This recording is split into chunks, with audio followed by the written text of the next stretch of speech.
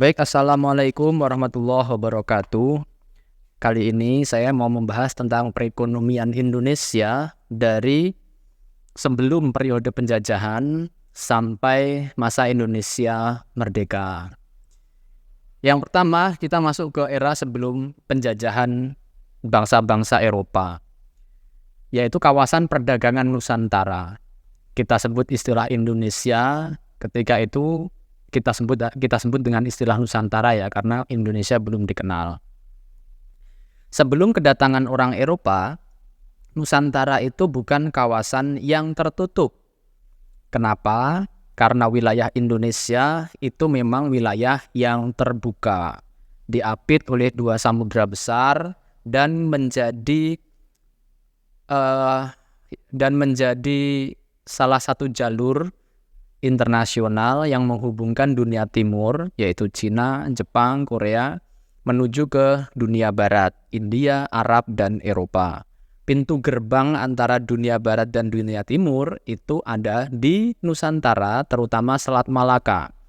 Maka posisi Nusantara ini menjadi posisi yang sangat strategis dari dulu sampai hari ini. Selain itu, kawasan Nusantara itu tidak bisa menjadi kawasan yang tertutup karena masyarakat Nusantara itu juga berdagang dengan banyak bangsa untuk survive. Dengan Jepang, dengan Cina, dengan India, mereka selalu berinteraksi dengan bangsa-bangsa itu. Sehingga kawasannya juga tidak bisa tertutup. Ini dari faktor ekonomi. Kemudian, masyarakat Nusantara itu juga berperan sebagai pedagang perantara. Pedagang perantara itu artinya adalah pedagang yang memanfaatkan traffic atau arus dari para pedagang-pedagang besar dari Cina, India, dan Arab. Kita yang ada di Nusantara ini berdagang sebagai pedagang perantara dengan memanfaatkan keramaian dari interaksi antar bangsa-bangsa itu. Sehingga masyarakat Nusantara sebelum penjajahan Eropa ya, kita memang tidak memiliki tradisi berdagang dalam skala global. Kita berdagang ke luar negeri, ke luar Nusantara iya, ke Cina iya, ke India iya, tetapi tidak menjadi satu tradisi yang kolektif. Seperti halnya di Cina yang memiliki tradisi kuat dalam perdagangan itu, atau India atau juga Arab. Sehingga kita lebih berperan sebagai pedagang perantara. Kemudian, di kawasan Nusantara ini tumbuh dua pusat perdagangan yang cukup ramai. Yang pertama adalah Selat Malaka, karena sebagai entry port ya, sebagai pintu gerbang antara dunia timur dengan dunia barat, seperti yang saya sampaikan tadi. Kemudian, yang kedua adalah Laut Jawa. Laut Jawa ini sangat ramai karena menghubungkan antara Nusantara bagian timur dengan Nusantara bagian barat ataupun juga sebaliknya. Jadi barang-barang dagangan dari Indonesia Timur itu kemudian dijual ke Nusantara bagian barat. Seperti cengkeh, kemudian pala dari Maluku ditukar dengan lada dari Sumatera atau ditukar dengan beras dari Jawa. Maka di pesisir utara Pulau Jawa itu muncul pelabuhan-pelabuhan besar, Pelabuhan Gresik, Pelabuhan Semarang, Pelabuhan Jepara, Cirebon, di Banten, begitu. Jadi Laut Jawa ini mayoritas atau didominasi oleh pedagang-pedagang dari lokal Nusantara sendiri. Sementara kalau Malaka itu menjadi jalur internasional pada waktu itu. Selanjutnya, perdagangan atau garis miring pertukaran antar kawasan ini tadi menyebabkan munculnya spesialisasi dalam perdagangan. Spesialisasi itu artinya komoditas A itu khas dari wilayah A. Komoditas B khas dari wilayah B. Seperti tadi saya sampaikan, lada dari Maluku, cengkeh pala dari Maluku atau lada dari Sumatera. Kemudian Jawa ada beras dan sebagainya dan sebagainya. Di sini kita coba melihat data bahwa spesialisasi yang terjadi pada waktu itu adalah kapas, kain, dan bahan pokok itu dari Jawa seperti beras, garam, ikan kering, biji-bijian. Itu diangkut ke pelabuhan Sunda, kemudian dibawa ke Sumatera Timur, ditukar dengan pedagang Cina dan India yang membawa produk sutra, kain katun, porselen, ditukar dengan yang dari Maluku, cengkeh, pala, dan sebagainya dan sebagainya.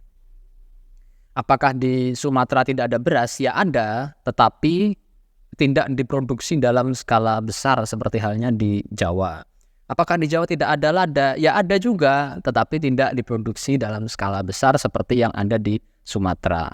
Nah, maka dari itu pertukaran-pertukaran ini tadi yang menyebabkan jalur laut itu sangat ramai pada waktu itu.